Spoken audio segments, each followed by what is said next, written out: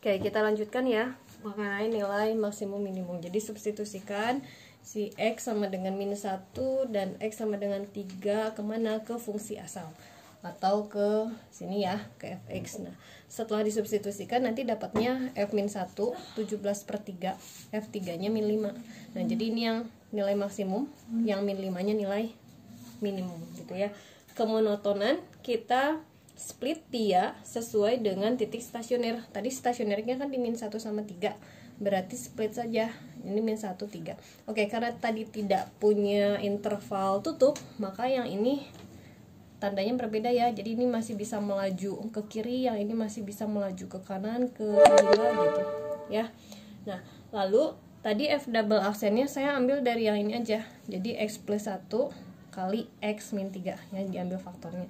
Kemudian sebelum min 1 harus ambil titik uji. Titik ujinya saya ambil x sama dengan min 2. Jadi ketika substitusikan gitu ya, ini min 2 ke sini, ini min 2 tambah 1 berarti kan negatif. Negatif ya, ini negatif, negatif kali negatif positif, ya udah berarti lebih dari 0 naik gitu ya. Intervalnya dilengkapi dari minta hingga, karena ini masih ke kiri ya, sampai min 1. Kemudian yang 0, oke, di sini 1, di sini berarti min 3, berarti positif kali negatif, negatif gitu ya. Kalau 4 positif, ya ini positif, berarti naik gitu ya. Nah, selanjutnya kecukungan kita turunkan sekali lagi dari yang awal ya, ini ya, berarti 2x min 2 faktornya berarti x sama dengan 1. Nah, ini merupakan titik balik ya. Setelah itu berarti kita split ya, sesuai titik balik, splitnya berarti di 1 ya. Nah, di 1 ini.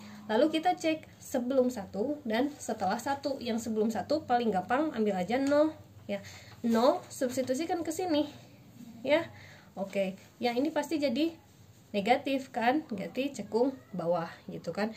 Yang 2, oke, berarti 2 dikali yang ini positif, positif kali positif pasti positif gitu, cekung atas. Paham ya? Nah, kita menggambar grafiknya dengan cara yang tadi ya, yang sama. Berarti kita bikin 2 garis bilangan, yang satu untuk naik turunnya, yang kedua untuk kecekungannya ya. Yang naik turun kita ikuti yang ini. Jadi plus, min, plus ya, ikuti yang ini. Sedangkan kecekungan kita ikuti yang tadi, min, plus. Oke, berarti dia harus naik nih. Harus naik sampai kapan? Naik gitu ya.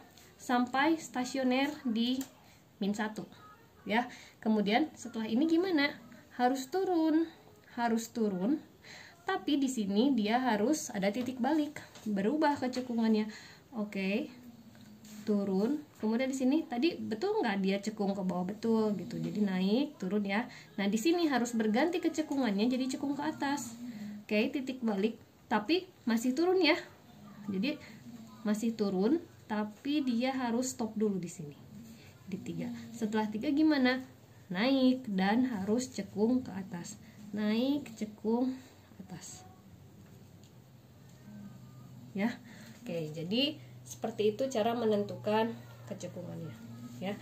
Nah, materi terakhir untuk bab penerapan turunan adalah ini saya rangkum ya. Nah, ini namanya teorema nilai rataan untuk turunan.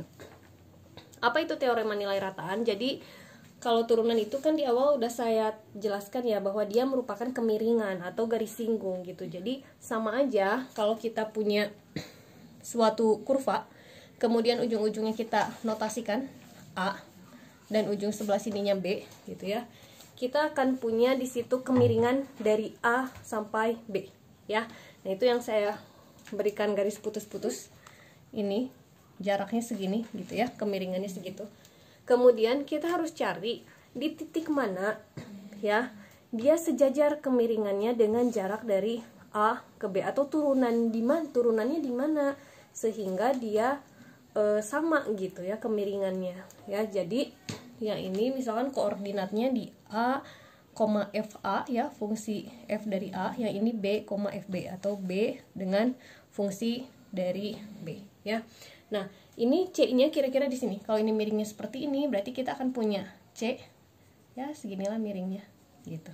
Ya, dan dia sejajar dengan jarak dari A ke B.